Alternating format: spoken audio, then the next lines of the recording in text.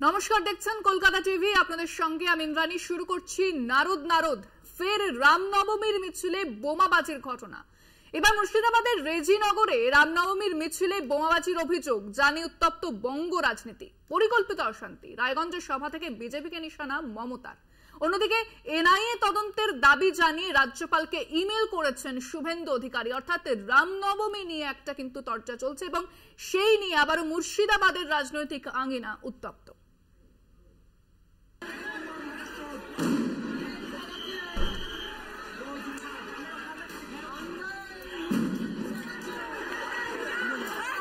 এই ভিডিওই বুধবার রাত 8টা নাগাদ এক স্যান্ডেলে পোস্ট করেন বিরোধী দলনেতা শুভেন্দু অধিকারী। মুর্শিদাবাদের রেজিনগরের ঘটনাকে হাতিয়ার করে তৃণমূলকে নিশানা করেন তিনি। মুর্শিদাবাদের রামনবমীর মিছিল থেকে অশান্তি ছড়াতে পারে, আগেই এমন আশঙ্কা করেন মুখ্যমন্ত্রী মমতা বন্দ্যোপাধ্যায়। আমি সংখ্যালঘু ভাই বোনদের বলবো, যদি দেখেন স্লোগান দিচ্ছে 17 তারিখ, ওটা ওদের দাঙ্গা করার দিন, আমাদের শান্তি রক্ষা করতে হবে। ওরা চায় দাঙ্গা করে এনআইএ ঢুকিয়ে দিয়ে ভোটটা যাতে না হয়, আর ভোটটা যাতে ওরা ছাপ্পা মেরে দেয়। আশঙ্কা এবং পরে গোলমাল, হিংসার ঘটনা। একে নিহাতি কাকতালীয় নাকি নেপথ্যে রয়েছে কোনো চক্রান্ত? হিংসা হানাহানির ঘটনায় কারা জড়িত? মুর্শিদাবাদের ঘটনা আমি যদি বলি পরিকল্পিত ঘটনা। 10 দিনের ঘটনা ঘটিয়েছিল কারা? আমি চ্যালেঞ্জ করে বলছি বিজেপি। একই জায়গায় তারপরের দিন গিয়ে প্রথম অ্যাটাক করলো কারা?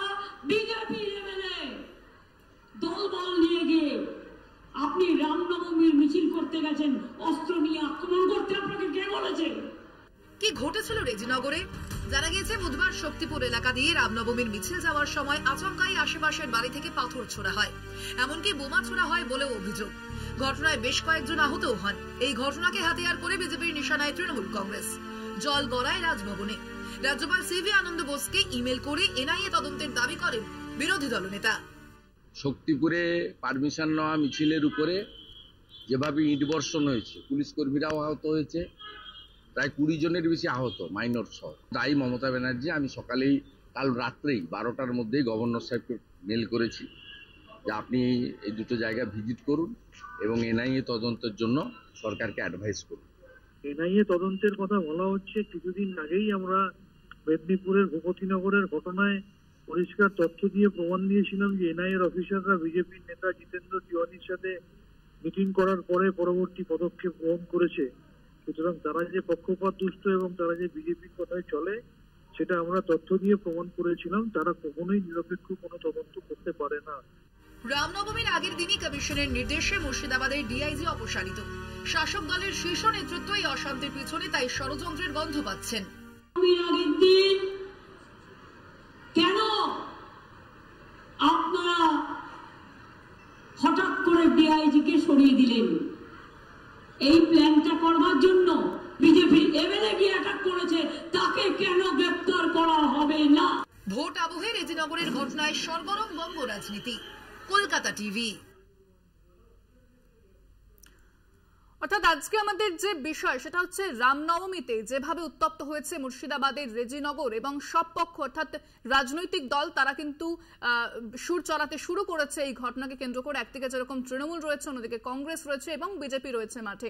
আমরা দেখলাম যে যখন অধীর চৌধুরী হাসপাতালে গিয়েছিলেন আহতদের সঙ্গে দেখা করতে, সেই সময় যে ঘটনা ঘটে, অর্থাৎ অধীর চৌধুরী গায়ে হাত দেন বিজেপি জেলা সভাপতি শাখারব সরকারের তিনি গায়ে হাত দিয়েছেন। তারপরে কিন্তু বিভিন্ন প্রশ্ন উঠতে শুরু করেছে যে অধীর চৌধুরী কেন এ ধরনের ঘটনা ঘটালেন, কেন তিনি মেজাজ হারালেন, এবং বিভিন্ন পক্ষের অভিযোগ সামনে আসছে। যদিও বিজেপির রামনবমীর মিছিলে বেশ কিছু জায়গায় অস্ত্রের ঝনঝনানিও আমরা দেখেছি, আদালতের নির্দেশের সত্ত্বেও কিন্তু সেই ছবি সামনে এসেছে।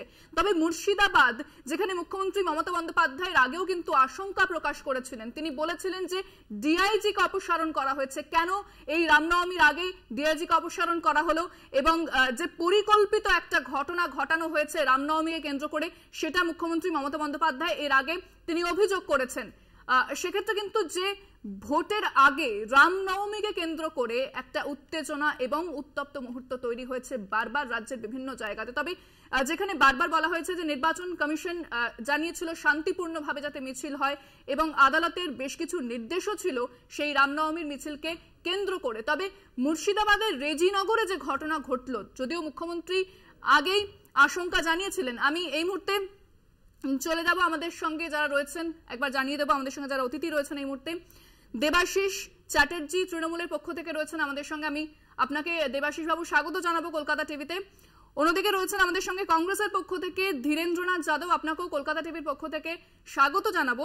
প্রথমেই কংগ্রেসের কাছে যাব। ধীরেন্দ্রনাথ বাবু, অধীর চৌধুরী তিনি যখন হাসপাতালে গেলেন দেখা করতে, তখন দেখা গেল যে একটা ছবি সামনে এসেছে, বিজেপি জেলা সভাপতিকে তিনি ধাক্কা দিচ্ছেন, গায়ে হাত দিচ্ছেন। কেন মেজাজ হারালেন অধীর চৌধুরী? তাহলে কি ব্যাকফুটে চলে যাচ্ছে? তিনি কি নিজের জমি হারানোর ভয় পাচ্ছেন?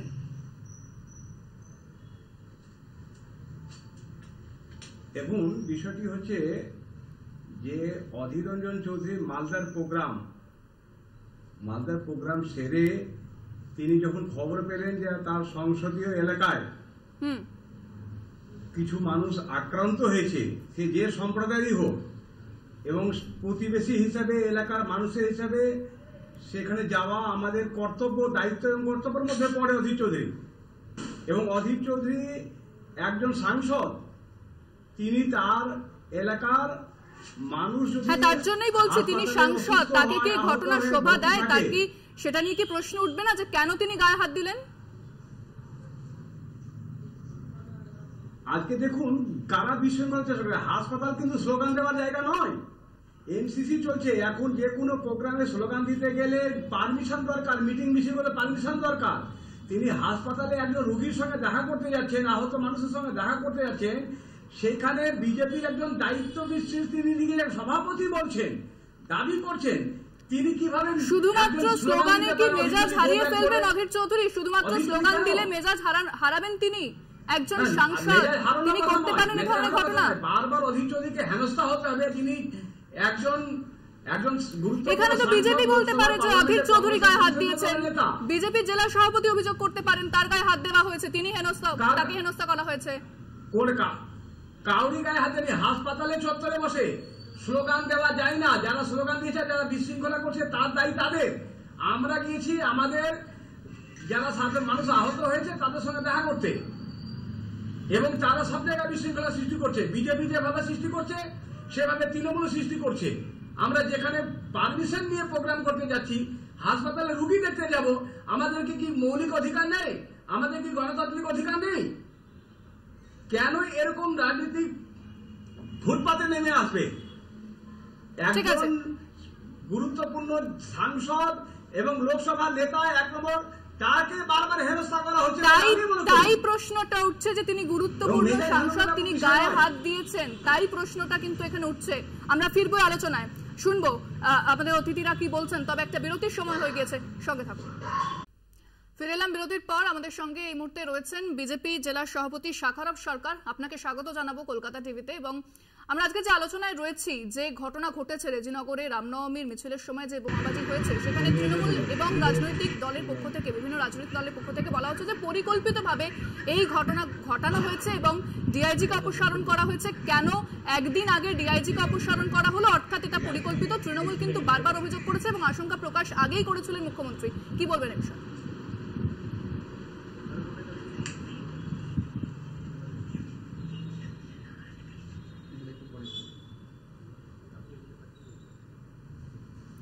শাখারব বাবু শুনতে পাচ্ছেন?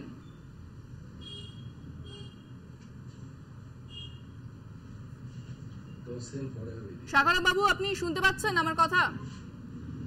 হ্যালো, নমস্কার। শুনতে পাচ্ছি, নমস্কার।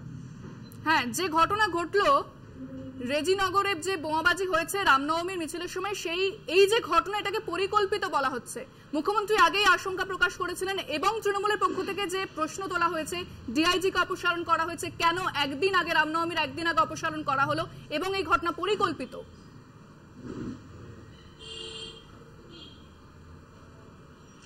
দেখুন, এটা 100% পরিকল্পিত। এই জেলার সংখ্যালঘু ভোট কার, অর্থাৎ সখী তুমি কার, এই নিয়েই কম্পিটিশনে লেগেছেন তৃণমূল কংগ্রেস এবং কংগ্রেস আই অর্থাৎ অধীর রঞ্জন চৌধুরী। দিন 10 থেকে অধীরবাবু ক্রমশ চালসা করে এখন মুর্শিদাবাদের মানুষ তাকে অধীর রঞ্জন চৌধুরীর বদলে ডাকতে শুরু করেছেন মৌলানা মোহাম্মদ অধীর রঞ্জন চৌধুরী।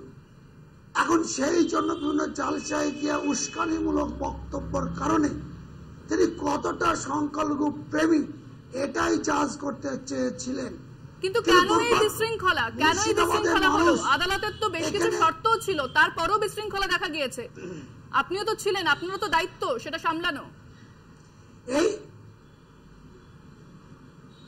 নিশ্চয়, আমি তো বারবার বলছি যে এই বিশৃঙ্খলার কারণ হচ্ছে বাংলার মমতা বন্দ্যোপাধ্যায় এবং তার গর্ভে জন্ম নেওয়া অধীর রঞ্জন চৌধুরী। কারণ তৃণমূল কংগ্রেসের মমতা ব্যানার্জি আগেই বলেছেন। আমি এই বিষয় নিয়ে দেবাশিস বাবুর কাছে যাবো। দেবাশিস বাবু, শাকারব বাবু তিনি পরোক্ষভাবে দোষ দিচ্ছেন মুখ্যমন্ত্রী মমতা বন্দ্যোপাধ্যায়কে এই ঘটনার জন্য।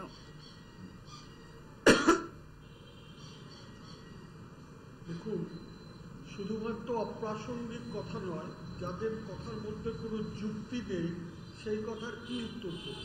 এখানে মমতা বন্দ্যোপাধ্যায়ের কি ভূমিকা? মমতা বন্দ্যোপাধ্যায় মুর্শিদাবাদ জেলায় সমস্ত ধর্মের মানুষ যাতে নিরাপদে থাকে, তাদের সমস্ত ধর্মীয় অনুষ্ঠান যাতে সুশৃঙ্খলভাবে পরিচালনা করতে পারে তার জন্য নির্দিষ্ট পদক্ষেপ গ্রহণ করেছিলেন। কিন্তু ইলেকশন কমিশনকে প্রভাবিত করে মুর্শিদাবাদ জেলার আগে থাকা এসপি, বর্তমানে ডিআইজি মুকেশ কুমারকে তুলে নিয়ে এই জেলাটাকে অত্যন্ত আনস্টেবল করে দেওয়ার একটা পরিকল্পনা ইলেকশন কমিশনের মাধ্যমে মুকেশ কুমারকে নিয়ে এত মায়াকান্না কাঁদছেন, মনে হচ্ছে যেন এই ভদ্রলোকের কথার মাঝখানে যদি কথা বলার মতো সৌজন্য না থাকে তাহলে এদের সঙ্গে বিতর্ক সভায় বসতে যাব কেন? এইটুকু সৌজন্য যাদের নেই, এইটুকু ধৈর্য যারা ধরতে পারে না, অপরের কথা শোনার মতো যাদের মানসিকতা নেই, তাদের হাতে ভারতবর্ষ পরিচালনার দায়িত্ব দেওয়া হবে। তাদের হাতে মুর্শিদাবাদের মানুষ তাদের কথা শুনতে যাবে। উনি যখন কথা বলছিলেন তখন কিন্তু আমাদের এই সৌজন্য ছিল, এই ধৈর্য ছিল, এই সহনশীলতা ছিল যে একজনের বক্তব্য শুনবো এবং তারপরে যদি আমার কোনো বক্তব্য থাকে আমি বলবো। আপনি আমাকে সুযোগ দিয়েছেন, আমি বক্তব্য রেখেছি। ওই ভদ্রলোক যখন কথা বলছিলেন তখন কিন্তু আমি তার কথার উপর কোনো কথা বলিনি। দ্বিতীয়ত একটা কথা বলি, সেটা হলো মুর্শিদাবাদ জেলার রাজনীতিতে সম্পূর্ণ অপ্রাসঙ্গিক হয়ে যাওয়া কংগ্রেস এবং বিজেপি, তারা নিজেদের গুরুত্ব পাওয়ার জন্য একটা উচ্ছৃঙ্খলা তৈরি করার চেষ্টা করছে। আর অধীর বাবু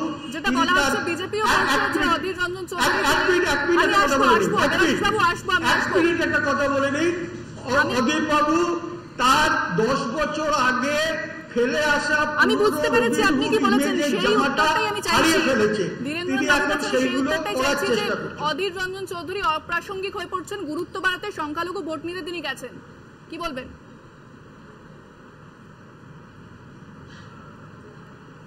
কি আর বলা যাবে, এরা এখন তৃণমূল এবং বিজেপি মুদ্রার এপিটার ওপি, এরা সাম্প্রদায়িক একটা তাস খেলছে। অধীর চৌধুরী অপ্রাসঙ্গিক হবেন কেন? অধীর চৌধুরী আজও তিনি নেতা এবং আজও মুর্শিদাবাদ জেলা এবং রাজ্যের প্রাসঙ্গিক। নির্বাচনের হতে দিচ্ছে না, পঞ্চায়েত নির্বাচন দেখলেন, পৌরসভা নির্বাচন দেখলেন।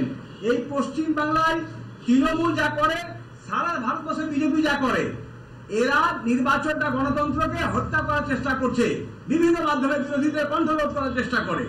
অধীর চৌধুরী যদি এত অপ্রাসঙ্গিক হোক তাহলে অধীর চৌধুরী এমসিসি মেনে